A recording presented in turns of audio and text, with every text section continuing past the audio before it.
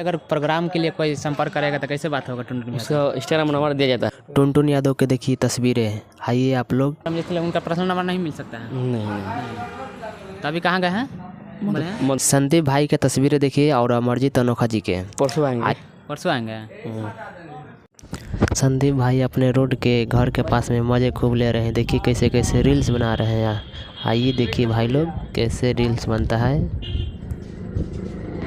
देखिए घर में जा रहे हैं। इंस्टाग्राम पर संदीप भाई ने पूरा बवाल मचा देते हैं।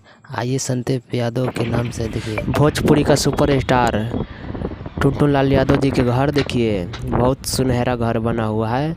और ये आगे फ्रंट का है मेन गेट के देखिए कैसा लुक बना हुआ है। और आप लोग भी आइए आरा में सलेमपुर में, गांव से नाम जाना जाता है सलेमपुर। और देखिए यहाँ पर रोड है, बगल में ही रोड के एकदम सटल है। और आप लोग आइए देखिए और भैया से मिलिए आप लोग। देखिए संदीप भाई आ गए रोड पर रील्स बनाते हुए।